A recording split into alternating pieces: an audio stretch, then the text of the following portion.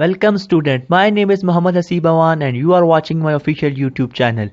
हम डिस्कस कर रहे थे KPQ और फेडरल बोर्ड की टेक्स्ट बुक फिजिक्स की उसकी एक्सरसाइज को सॉल्व कर रहे थे। चैप्टर नंबर 1 इलेक्ट्रोस्टैटिक देख रहे थे। हमने पार्ट 1 में हमने पहले 4 क्वेश्चन डिस्कस किए थे। आज उसका पार्ट 2 करेंगे।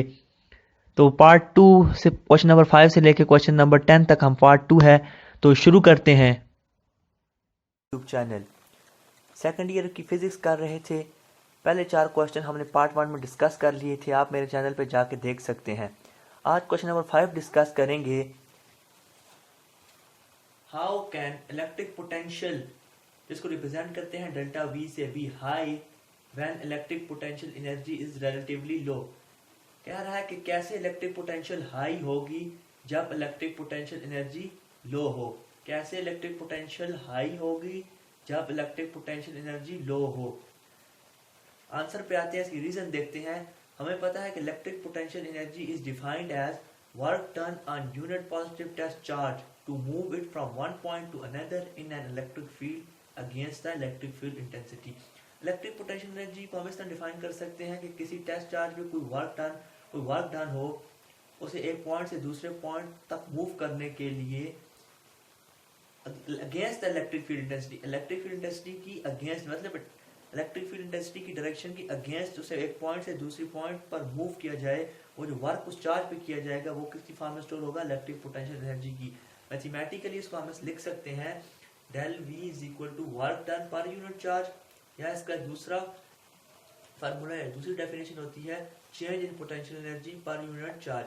तो हम इसका एक फार्मूला ये भी लिख सकते हैं work done per unit charge, या वर्क डन स्टोर होता है इलेक्ट्रिक पोटेंशियल एनर्जी की फॉर्म में, तो उसको हम ये भी लिख सकते हैं del V is equal to del U over del Q, यानी electric potential energy is equal to change in electric potential is equal to change in electric potential energy per unit charge. तो इस फार्मूले को use करते हैं। Q अगर rearrange करें तो क्यू को ऊपर ले जाएं तो डेल यू इसी तरह डेल वी नीचे डिवाइड में आ जाएगा।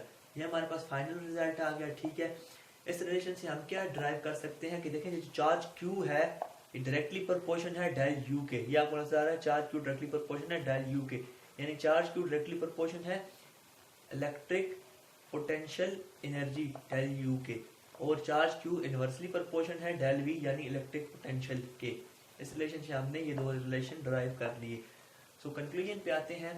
इन अबव रिलेशन से हमें यह पता चला कि अगर to move a relatively low magnitude of charge, अगर हमारे पास चार्ज की जो मैग्नीट्यूड है वो कम हो, उस कम चार्ज को एक पॉइंट से दूसरे पॉइंट तक जब मूव करेंगे to move a relatively low magnitude of charge, the electric potential energy del U, electric potential energy है डेल यू, वो भी रिलेटिवली लो होगी।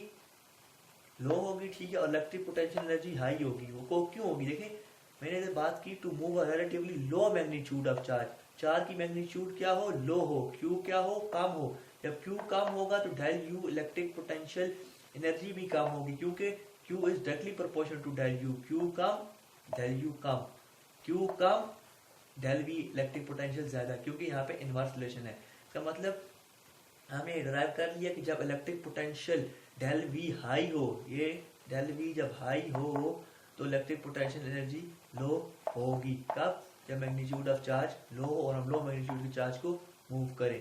ये हो गया हमारे पास क्वेश्चन नंबर 5। अब आते हैं क्वेश्चन नंबर 6 पे।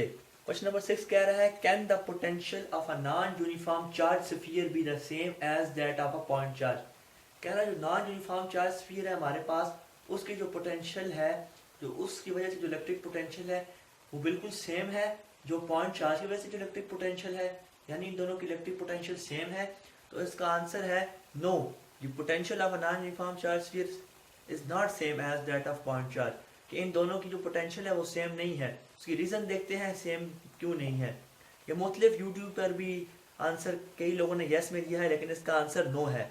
तो इसकी रीजन देखते हैं कि पोटेंशियल हमें पता है जो ड्यू टू, पहले पॉइंट चार्ज की बात करते हैं, तो potential due to a point charge is given as, जो पोटेंशियल पॉइंट चार्ज की वजह से होती है वो होती है v is equal to K Q by are.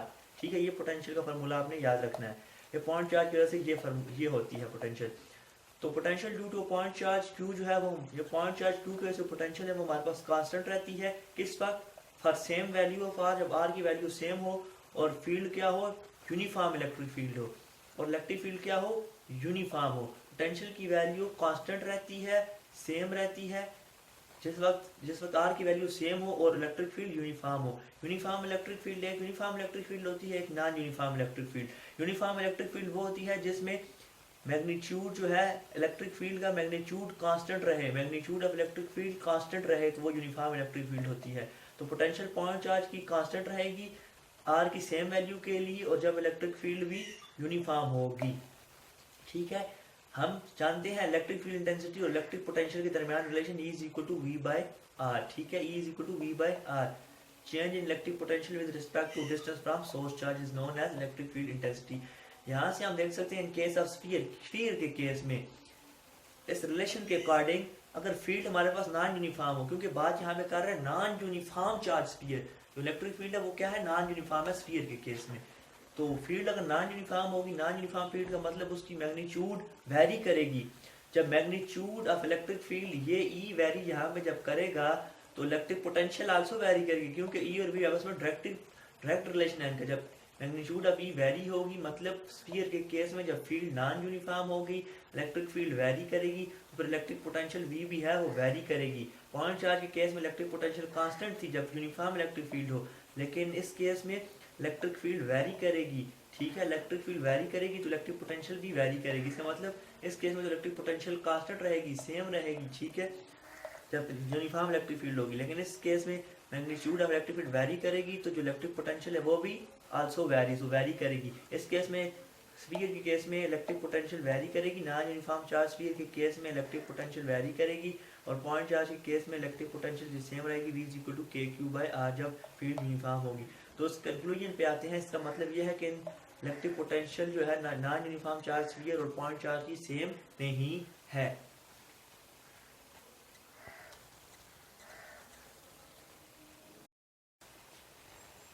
Question number 7 है कि will the energy stored in 3 capacitors be greater when they are connected in series और पैरेलल।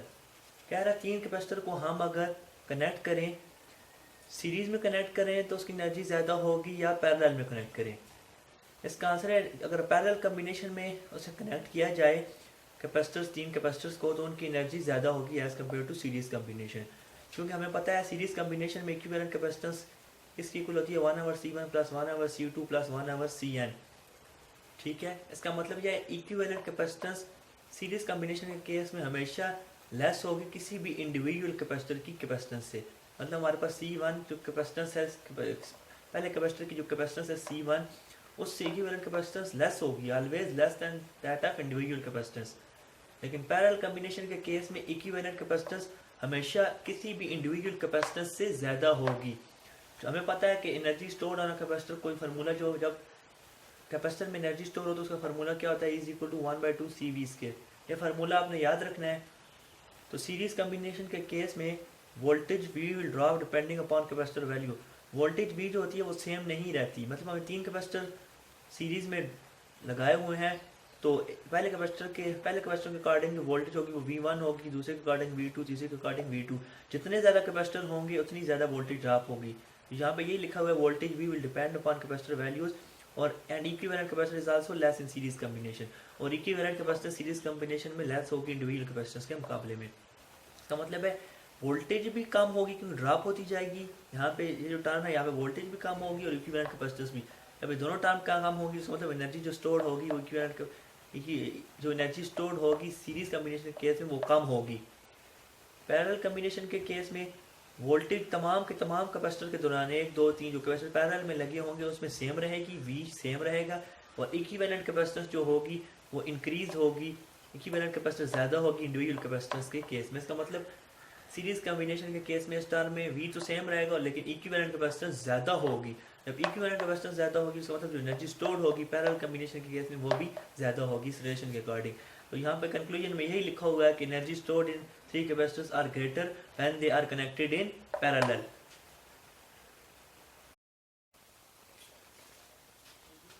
क्वेश्चन नंबर 8 है can different equipotential lines cross each other. क्या मुख्तलिफ equipotential line एक दूसरे को cross कर सकती हैं। सबसे पहले देखते हैं इक्विपोटेंशियल लाइन।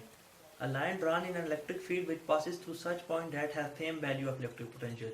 इक्विपोटेंशियल लाइन एक ऐसी लाइन है जो इलेक्ट्रिक फील्ड में ड्रा हो और किसी ऐसे पॉइंट से पास करे जिसकी इलेक्ट्रिक पोटेंशियल की वैल्यू सेम हो। इक्वी का मतलब यह है इक्वल या सेम, और पोटेंशियल का मतलब इलेक्ट्रिक पोटेंशियल। ऐसी लाइन जो इलेक्ट्रिक फील्ड में ड्रा हो और पास हो किसी ऐसे पॉइंट से जिसकी इलेक्ट्रिक पोटेंशियल की वैल्यू सेम हो। इस केस में ये पॉसिबल नहीं है, no it's not possible to for two different equipotential line to cross each other, क्योंकि at each point of equipotential line there is a certain value of electric field intensity and electric potential. क्योंकि हर एक equipotential line, हर एक जो point है equipotential line पे, उसकी एक certain value होती है इलेक्ट्रिक फील्ड इंटेंसिटी की और इलेक्ट्रिक पोटेंशियल की। और हमें पता है कि इलेक्ट्रिक फील्ड इंटेंसिटी जो होती है वो टेंजेंट होती है इलेक्ट्रिक फील्ड लाइंस की। ये electric field line electric field intensity की डायरेक्शन भी टेंजेंट होगी, इसलिए ये पॉसिबल नहीं है दो लाइंस के लिए एक दूसरे को इंटरसेक्ट करें, क्योंकि हर एक लाइन की स्पेसिफिक इलेक्ट्रिक फील्ड स्ट्रेंथ होगी। जिस तरह ये लाइन है, इसकी इलेक्ट्रिक फील्ड की स्ट्रेंथ जो है इसकी इलेक्ट्रिक फील्ड स्ट्रेंथ है और इसकी जो डायरेक्शन है वो इस डायरेक्शन, वो इसकी जो डायरेक्शन है E1 लाइन की वो इस तरफ है, ठीक है। इसकी स्पेसिफिक इलेक्ट्रिक फील्ड स्ट्रेंथ होगी और इसकी अपनी एक डायरेक्शन होगी स्पेसिफिक। अगर हम फर्स्ट कर लेंगे, अगर वो इंटरसेक्ट कर लेती हैं दो लाइनें एक दूसरे को, जो पॉइंट ऑफ इंटरसेक्शन होगा, यहाँ पे पॉइंट ऑफ इंटरसेक्शन मैंने ए लिया हुआ है, वहाँ पे जो फील्ड होगी वो इंटरसेक्टिंग इलेक्ट्रिक फील्ड होगी। उसका मतलब ये होगा कि पॉइंट ऑफ इंटरसेक्शन जो पॉइंट ए है उस पर दो इलेक्ट्रिक फील्ड इंटेंसिटी एग्जिस्ट करेंगी दो डिफरेंट डायरेक्शन में, तो पॉसिबल ही नहीं है। ये मेरे पास पॉइंट ऑफ इंटरसेक्शन ये है, एक इलेक्ट्रिक फील्ड इंटेंसिटी E1 उस तरफ है जो करेक्ट है, और एक E2, अगर लाइन एक दूसरे को क्रॉस करे तो एक इलेक्ट्रिक फील्ड इंटेंसिटी E2 उस तरफ है। ये E2 जो है ये पॉसिबल नहीं है। इसका मतलब ये दो लाइनें एक दूसरे को इंटरसेक्ट नहीं कर सकती, क्योंकि इसकी अपनी एक डायरेक्शन है, इसकी अपनी एक डायरेक्शन है, पॉइंट सेम है, तो इसलिए ये पॉसिबल नहीं है दो electric field lines equipotential lines को या इलेक्ट्रिक फील्ड लाइंस को एक दूसरे को क्रॉस करें। इसका मतलब है ये पॉसिबल नहीं है दो लाइंस के लिए कि वो एक दूसरे को क्रॉस करें।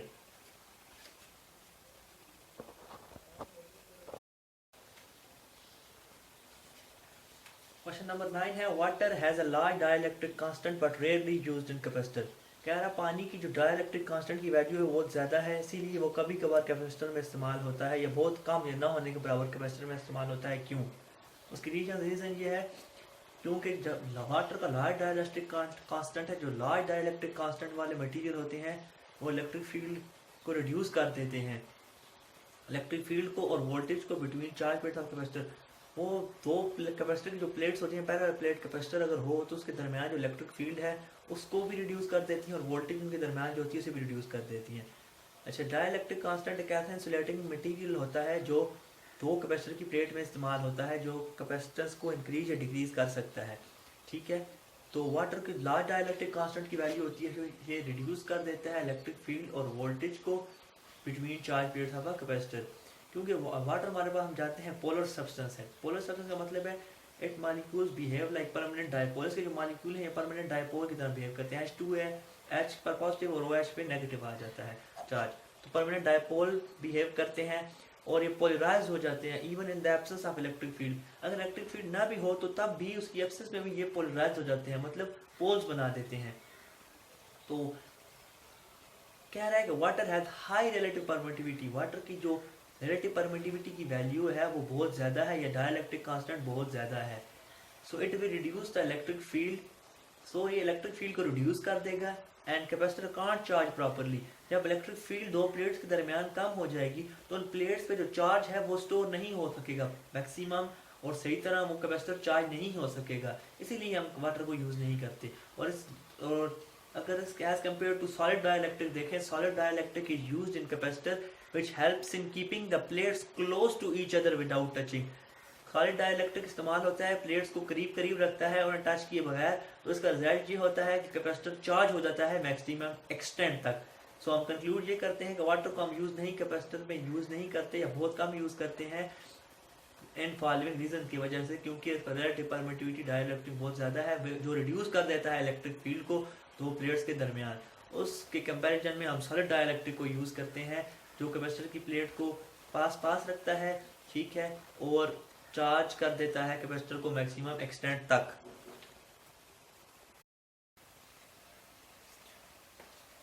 क्वेश्चन नंबर 10 है, how can you increase the capacitance of a capacitor. आप किसी कैपेसिटर की कैपेसिटेंस को किस तरह इंक्रीज कर सकते हैं। We can increase the capacitance of a capacitor by increasing और डिक्रीजिंग द फॉलोइंग फैक्टर्स।